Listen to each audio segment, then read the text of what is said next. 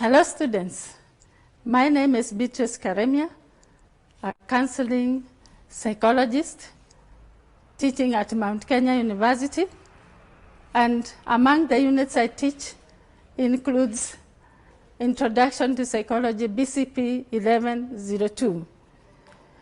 Today our topic is based on perception and sensations. As you learn on the topic of psychology, it's important to note that psychology is the study of human behavior as well as the mental process of human behavior as well as animals. So therefore, that's why we are learning this topic in relationship to psychology. We are aware that we need to understand how do the human beings behave in terms of what they sense, in terms of perception. So I'm going to introduce the topic that is on sensation and perception. It is important to note that sensation and perception play two complementary but different roles. That is to say that the two work together. Sensation is very important because through sensation we are able to sense our environment, and through the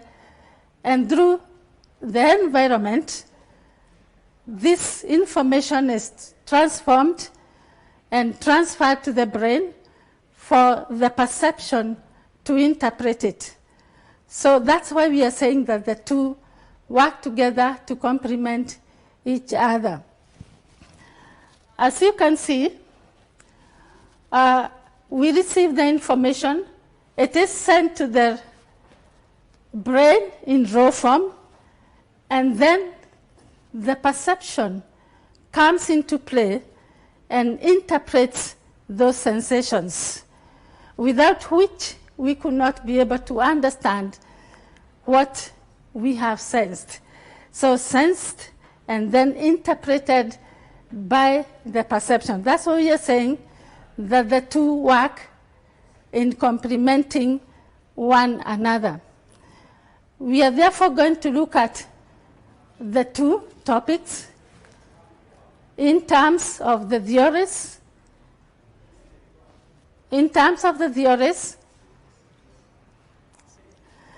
So we are going to look at this topic and look at the theories that describe sensation as well as perception. As we're going to see, we'll start with sensation so that we can understand what sensation is. Once again, it's like I repeat, that sensation is a process by which our senses gather information and send it to the brain. And then, as I have already said, this information is sent to our brains in raw form, where the perception comes into play. And as it comes into play, it is able to interpret what has been sensed. Let us not forget that we have 5 senses, and among the 5 senses, we have parts of body that are very important in terms of what is it. For example, we talk about the eyes in terms of sensing the sight. We talk about the ears in terms of hearing, sensing hearing, the skin, as well as the nose and the tongue. Very, very important. It's important to know that in our environment, there's so much information that is being sensed at any one given time. For example, even in this room, the room temperature, the brightness of the lights, someone talking, maybe a distant train or a vehicle passing by, a smell of perfume, all those informations are being sensed And as they are being sensed, let us note that it's not always that all that information is important to us. So there is a way that some of the information is not adhered to, or even sent in raw form for perception. It is good to note that as it is, we don't sense all the others around us or taste every individual spice at our dinner. We don't do that because there is so much around us. So we are going to look at, therefore, having noted and understood the meaning of sensation, not forgetting that we are talking about touch, we are talking about smell, we are talking about smell, we are talking about all that surrounds the senses like hearing and smelling. Therefore, it is important that we understand the concepts in sensations or the theories in sensation.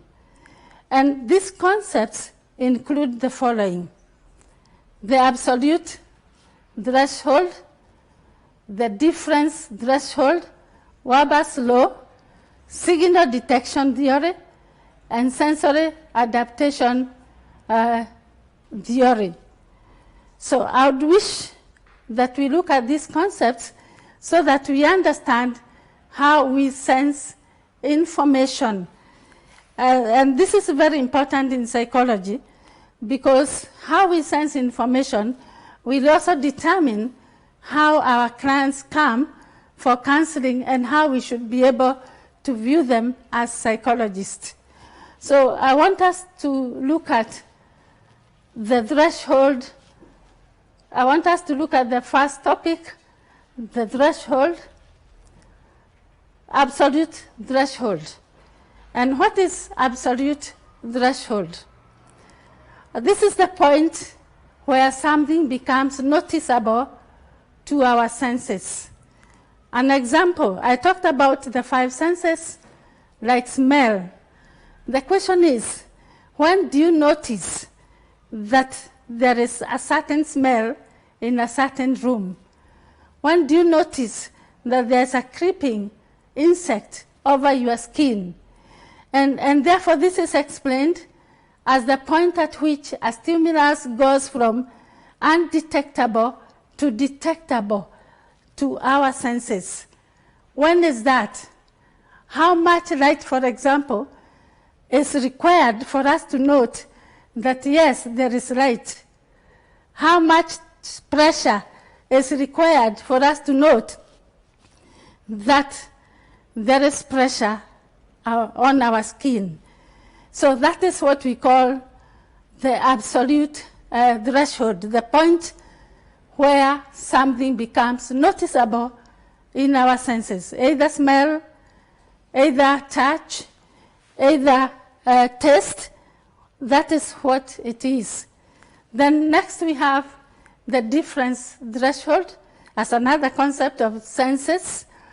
And what we mean by this? We mean the difference threshold is the amount of change needed for us to recognize that a change has occurred. And this is referred as the just noticeable difference. The just. Like, for example, when do we notice that an animal that you have been seeing around, having been knocked by a vehicle, is now smelling, is now stinking? So that is what we call the difference threshold, the amount of change needed for us to recognize that a change has occurred. It's no longer that heartbeat. It's more. It's no longer the usual breathing. It is more.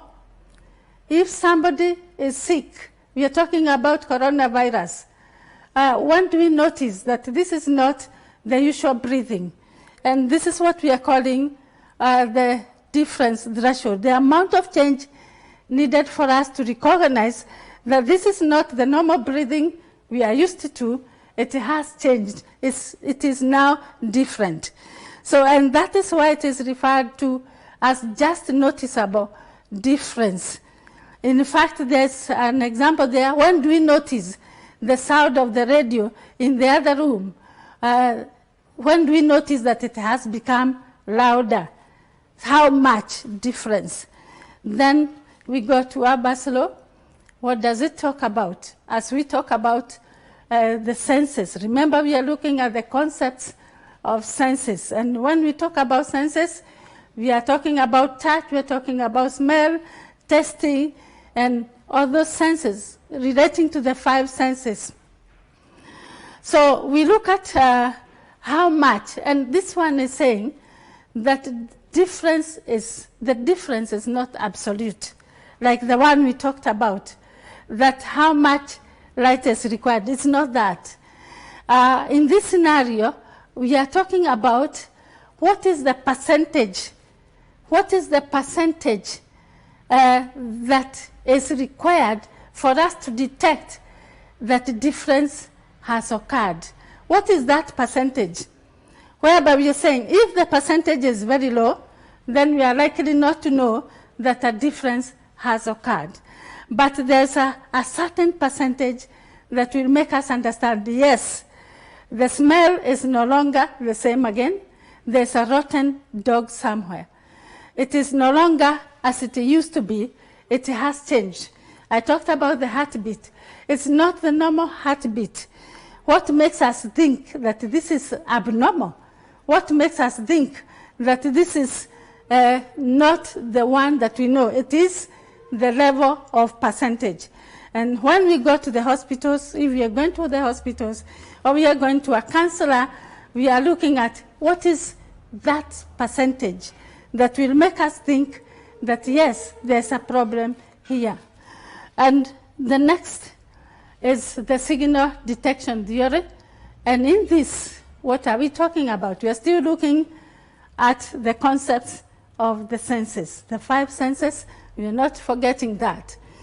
And we are told sometimes we are often faced with the task of focusing our attention on certain things, while at the same time attempting to ignore the flood of information entering our senses. What does that mean?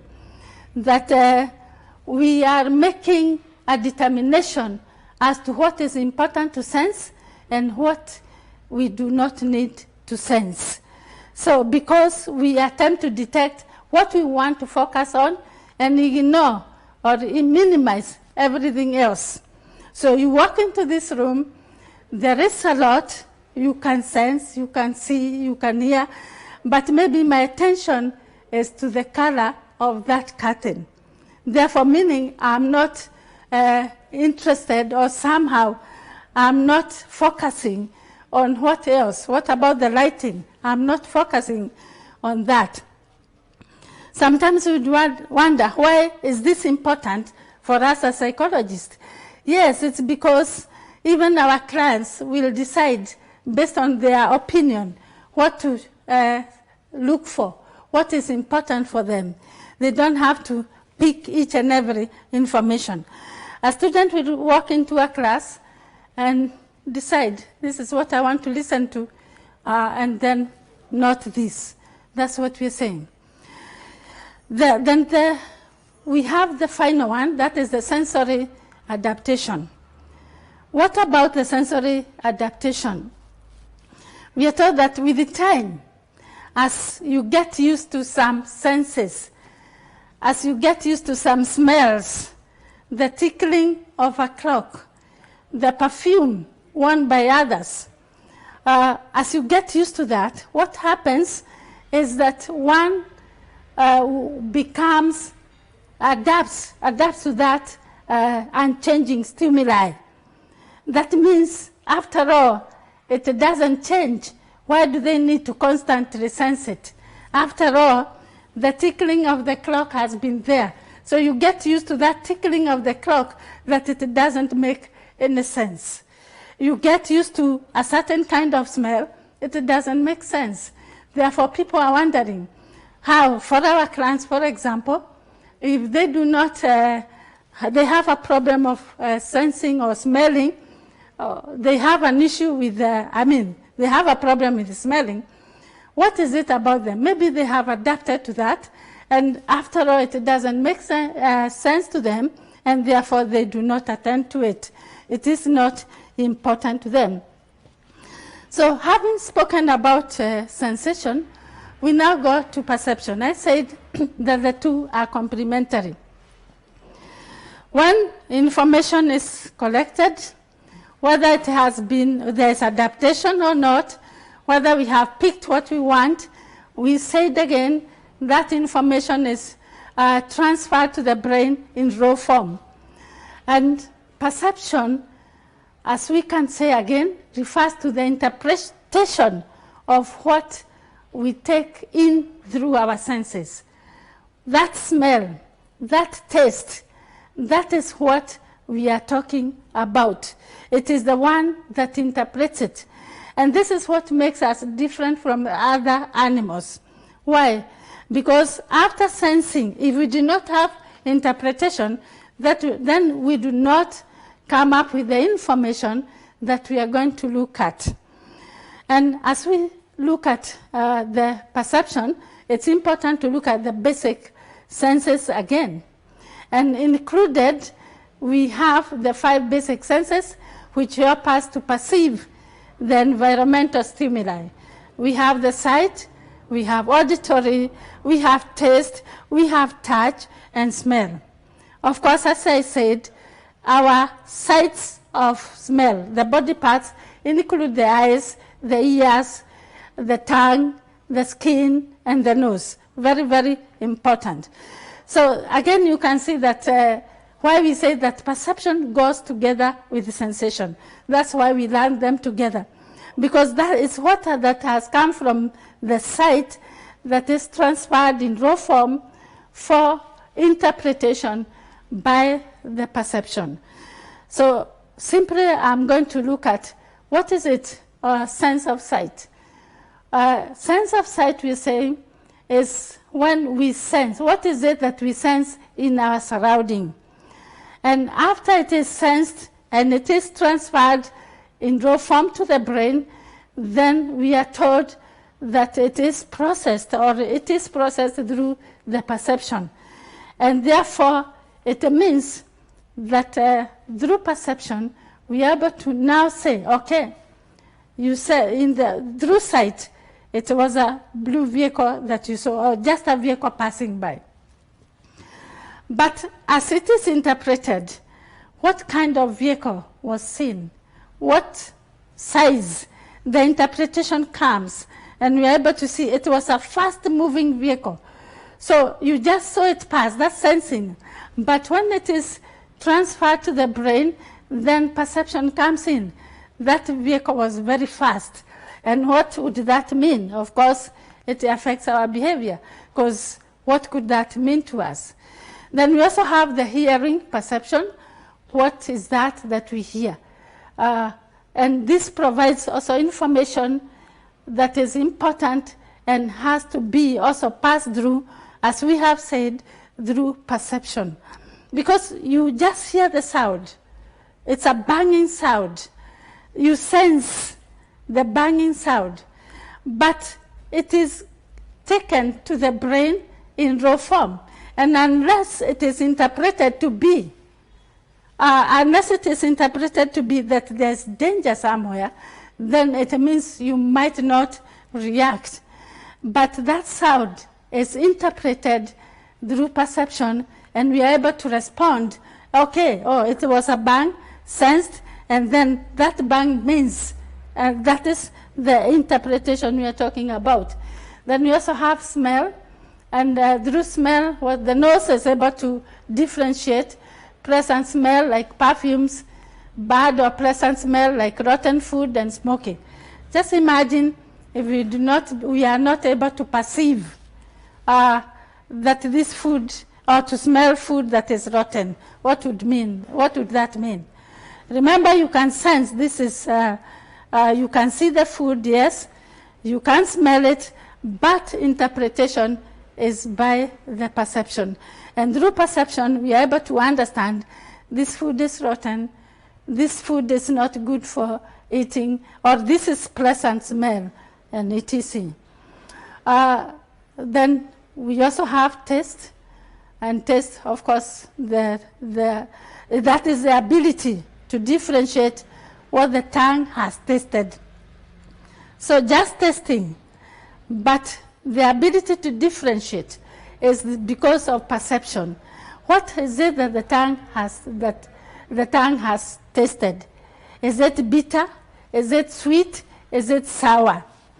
And having said that, it is important to remember perception is helping sensation. And without these two, then our world would be very limited. And in fact, without perception, then we would be very limited in the field of understanding what it is. We also have the skin perception, and this includes texture, smooth, rough, crumbly, or brittle, temperature, hot, warm. That is the perception, the ability of the brain to interpret the message revived from the skin touch. So it is the perception that we interpret that this is a rough surface, this is a smooth surface, this is a cold press, this is icy, and etc. So it is important to note, before I leave the basic issues about perception, that the people without sight, the sense of touch is very advanced for them. This is what they use, and that's why we always wonder, how are they managing?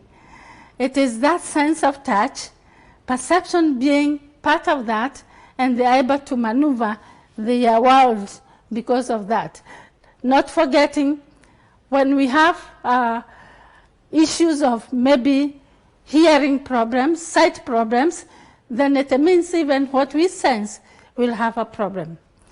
So having spoken about the senses and perception, not forgetting that the two go together. One senses, the other interprets, and what is sensed is based on the five senses, and then what is interpreted is also based on the five senses.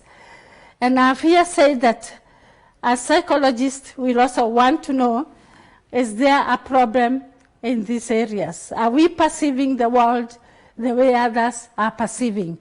And if we are not, what could it be? Is it a problem of sight? Is it a problem of the hearing? Is it a problem of smell that we cannot taste? etc. There are people who cannot tell that this is bitter, they have a problem of tasting. So having said that, it's important to understand the stages in perceptual process. And the perceptual process has 3 stages. The first stage is the sensory stimulation. The sensory stimulation is basically, this is the part of perception process that involves coming into contact with a particular stimulus. For example, listening to a song about a certain issue, a certain function. What is that? So with that song, we are saying there is that sensory stimulation. You have heard the song. What is the sensory stimulation? Remember, we are looking at the perceptual process. Where does it start? It starts at the time when one comes into contact with the senses. Is it smell? Is it touch? Is it smell? Is it touch? Is it the sound? Then after that, after having come into contact, then we come to the organization of the sensory stimulation. So this is the second part of perception process, and it organizes the information, making it ready to be shaped up into an overt response. So what have I sensed? What sound? Maybe that sound means danger. So as I'm organizing, as the sensory stimulation in organization stage comes in, it is organizing on how to behave in response to what has already been sensed. Then number 3 is the interpretation of the sensory stimulation. And this includes the execution of responses can be expressed verbally or physically. E.g., I've said, if something dangerous has been seen, what happens? Organize the information. What do? You can run for safety. If it's something pleasant, you can smile, you can laugh. So it will bring a smile or maybe face of tears if it's a problem like we are talking of today, what is happening in our world today. So those are the 3 stages of the perceptual process, because for any information to be interpreted, it has to go through the 3 stages. So having been sensed, then sensory stimulation, organization of that, and then the interpretation, after which the response can be seen. Is it a smile? Is it a cry? And going on.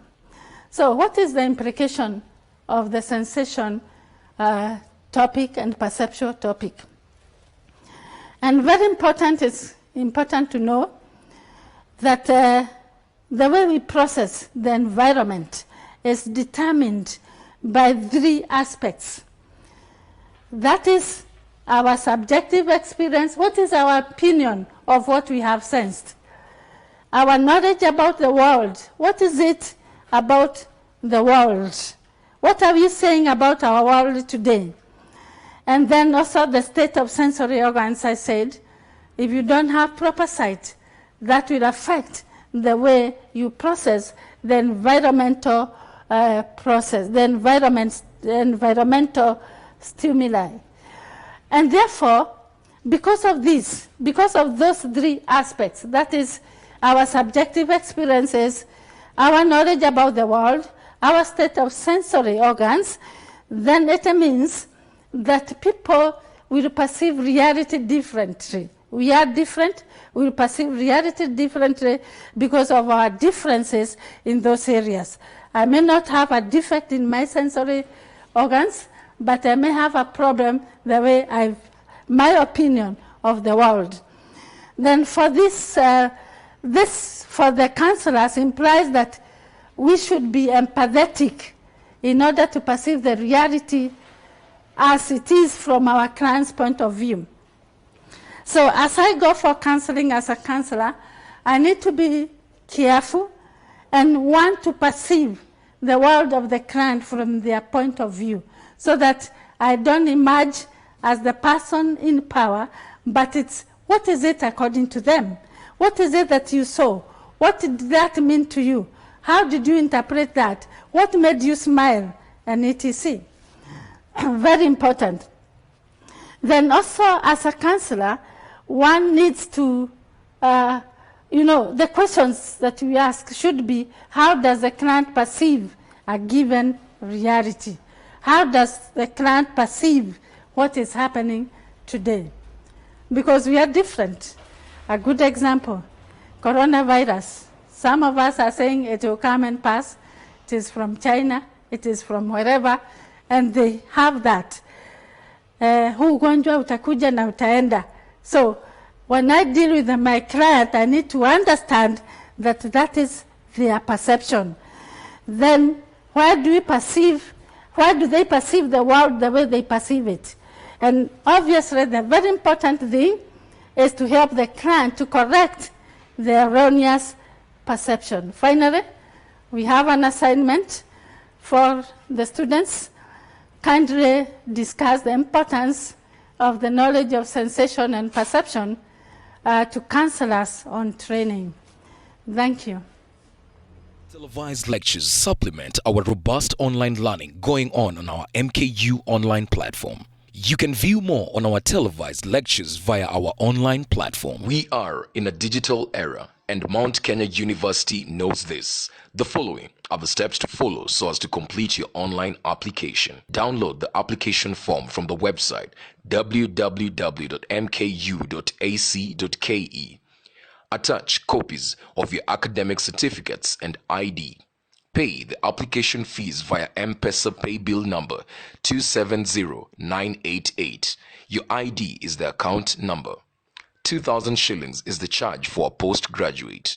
You can also deposit in the bank accounts provided on the website. Then email all the above to apply@mku.ac.ke.